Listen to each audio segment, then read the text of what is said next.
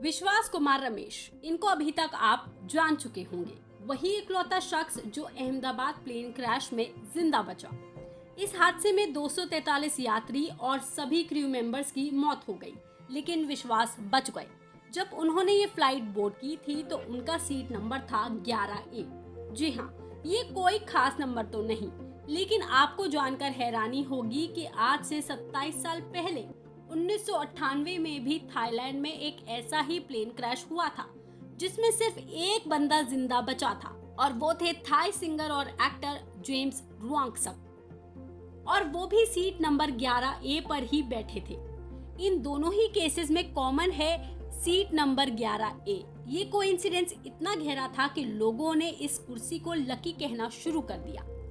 Social media पर यहाँ तक बात होने लगी कि अगर आप कोई भी फ्लाइट बुक करें तो 11A सीट नंबर बुक करें।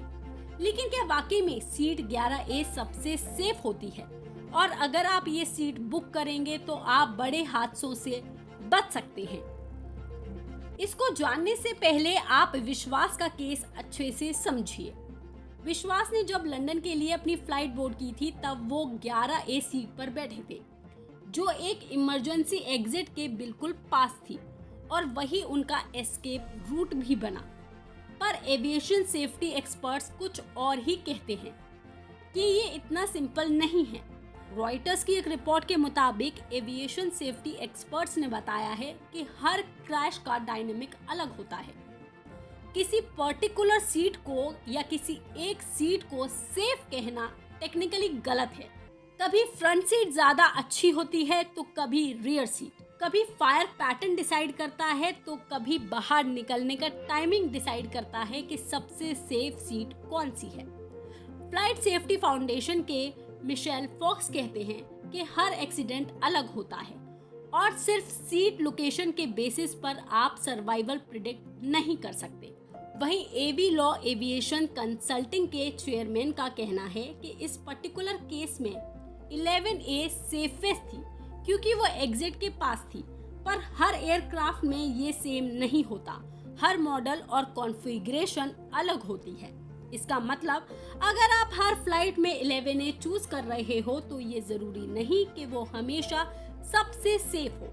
ये टोटली आपके लक पर डिपेंड करता है, और इन दोनों केसेस में भी ऐसा ही था।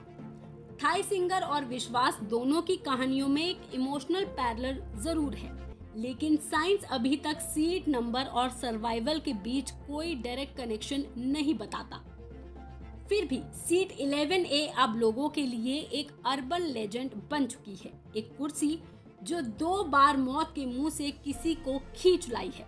मगर जब पूरी फ्लाइट का ही एक्सीडेंट हो जाए या पूरी फ्लाइट एक्सीडेंट का शिकार हो जाए तो आपका सर्वाइवल कुछ और चीजों पर भी डिपेंड करता है, जिसमें सबसे पहला होता है इम्पैक्ट जोन, मतलब झटके का एरिया। अगर किसी फ्लाइट का एक्सीडेंट हुआ तो किस पार्ट ने ग्राउंड से पहले टक्कर खाई, नोज ने, मिडल ने या टेल पार्ट ने।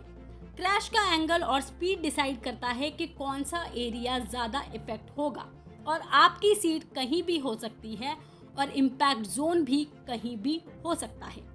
दूसरा है सीट बेल्ट। सीट बेल्ट आपको सीट पर पक्का बनाए रखता है।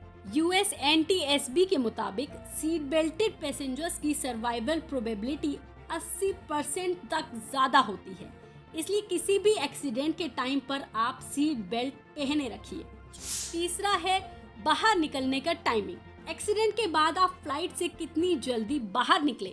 विश्वास के केस में भी उनका एग्जिट के पास बैठना और तुरंत निकल जाना उनके सर्वाइवल की सबसे बड़ी की थी। बाहर निकलने के वक्त अगर आप पैनिक करें, बैग्स उठाएं या इंस्ट्रक्शंस इग्नोर करें तो आपका बाहर निकलना मुश्किल हो जाएगा और आप वहीं फंस सकते हैं।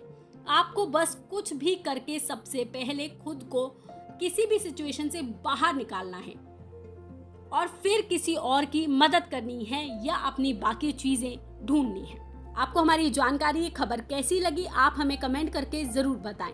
बाकी तमाम खबरों के लिए आप देखते रहिए लोकमत हिंदी।